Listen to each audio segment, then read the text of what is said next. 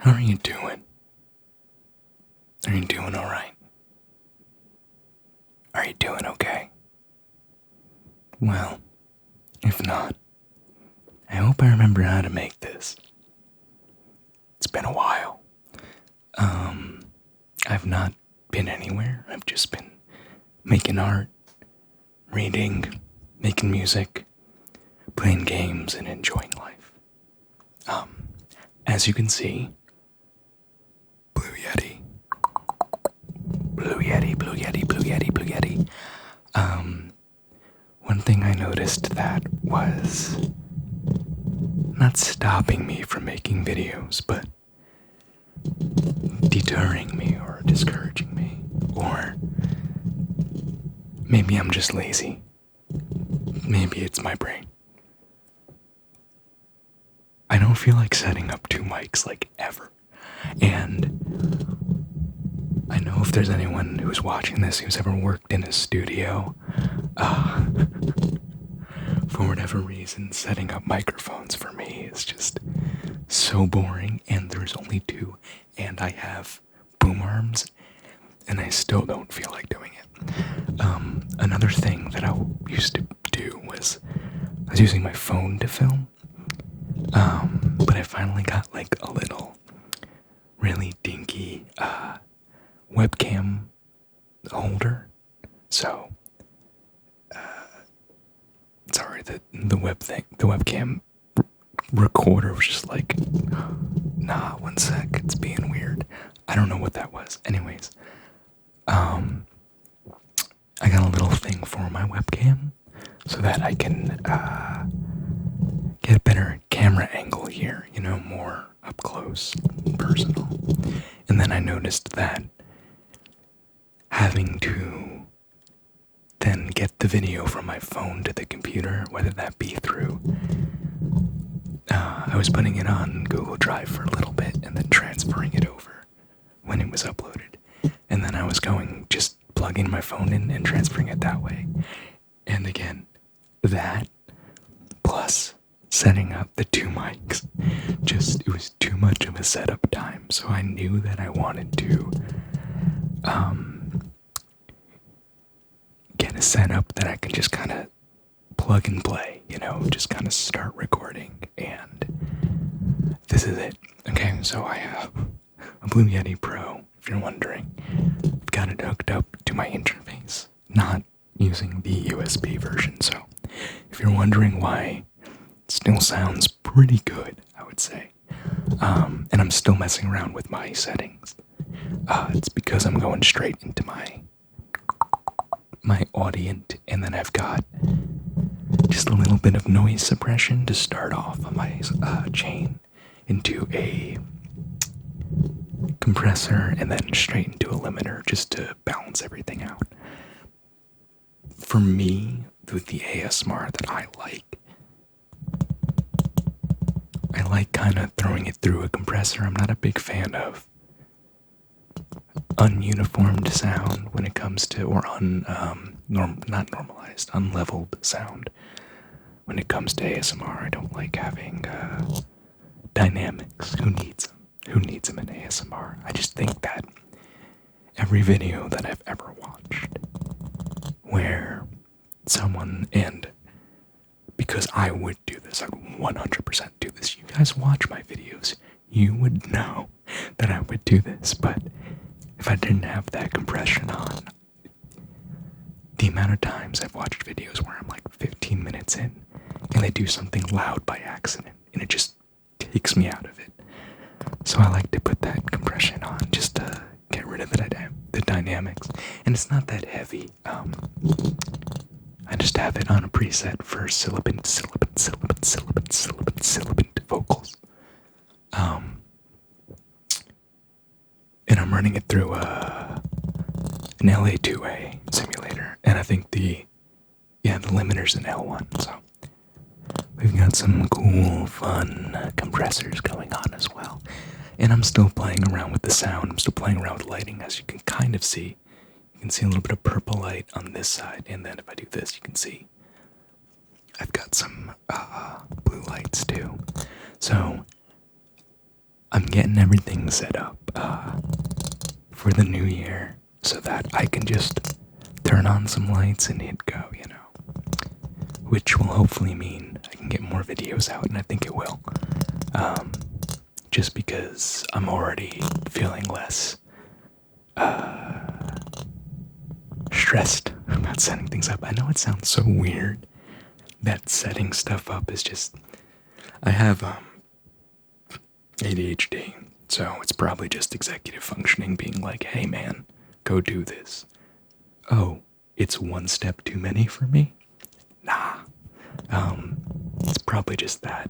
And I can just push through it. I push through it all the time, but this year is about working with my brain and figuring out things that work for me so I can do the things I love to do consistently with as least amount of stress and anxiety that I can. And so far it's been great. It's been working, so I'm going down the ladder of things, and right now I'm like, okay, ASMR. What can I do to make more videos and make it so that I am a little bit more consistent with uploads? Which will never happen, by the way. It's just not gonna happen. You know that by now. I think I should change my header to videos when I feel like. Because I don't care about being a YouTuber. I don't care about... Oh, I set up a Twitch channel if you want to look for it. It's Links ASMR on Twitch. I'm still figuring that out too. So my friend Willow Davis, if you follow him on YouTube, he's a reaction channel. And my friend Joey, who streams on Twitch, he's a COD player. I think it took them like 2 hours to help me get set up, and I'm like, guys, you've been doing this for a long time. And it was just impossible for them to figure out, even though they should have. And it was a hassle, basically. I was very surprised at how really not well put together Twitch is in 2022, considering it's been around for a while now. And it's just very not user-friendly. Like, how is there not a competitor that has everything you can do in Twitch, but actually within the same website and application, Like, I think Twitch just needs to cut the cord and do a application instead of a website. And I know that'll probably have some security implications in terms of, it's an application running on your desktop and not a website. So that's probably why they don't do it. But just the fact that you have to set up like OBS or Streamlabs by yourself, and they don't have an integration or like Twitch tools that are theirs. It just seems so like, oh, I want to start streaming on Twitch. Hold up. No, you need like 5 other programs first. It's like, I thought like streaming's big. How is it not more well put together? I don't know. So Twitch, hey, if you need a user experience designer, I'll make everything much better because it's pissing me off. Yeah, I've really just been making art and trying and just chilling. I feel like I was talking about something before I started talking about Twitch. I don't remember what it was. Yeah, I just also love having a grill that I can actually like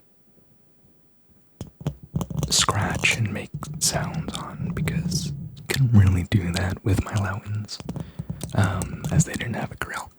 And the other Lauten, like the tube mic I have, I don't want it. I'm like afraid to, because it's a tube, and just the slightest variations of anything could mess up the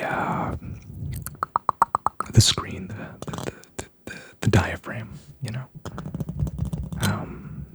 I have an old Bluebird, actually, where I don't know what happened. It must have been dropped. It wasn't, I didn't drop it. Some of my family must have been moving it and dropped it, or was just handling it too hard, and it just started it started just cutting in and out.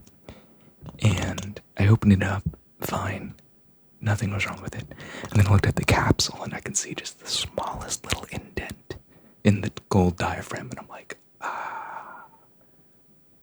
it's done. That's done.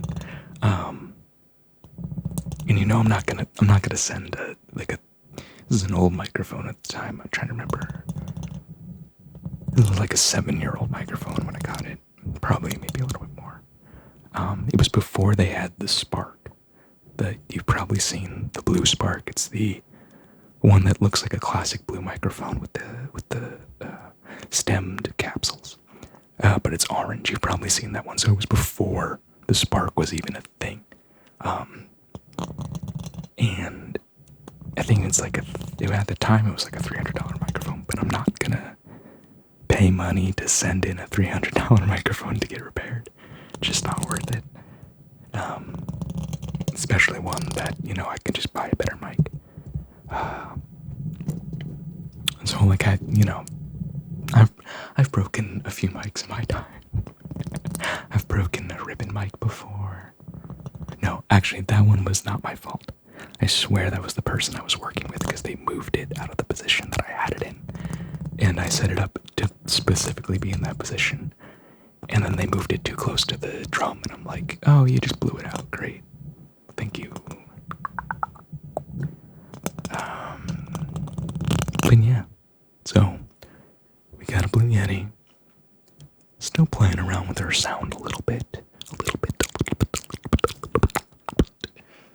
But I feel like the Blue Yeti, when it came out originally, like, this is the ASMR mic in my brain. I love using matched stereo mics, but something about it's like a mid, it doesn't have too much lows in it. You can kind of tell it's very midi. It's got that little bit high harshness to it.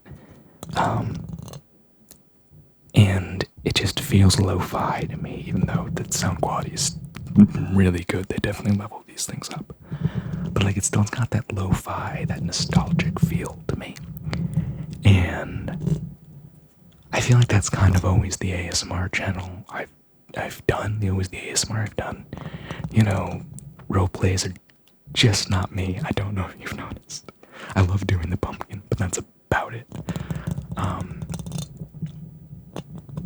So, I just like doing the classic stuff, and I feel like this is the mic for the classic stuff. This is the mic for the classic stuff. And when you have it in an interface like this, it really kind of brings out the sound. So, I think it was a good idea to get this set up, and I'm hoping that means I can get more videos out to you guys. But I'm going to stop it there, just as a nice little welcome back video for myself.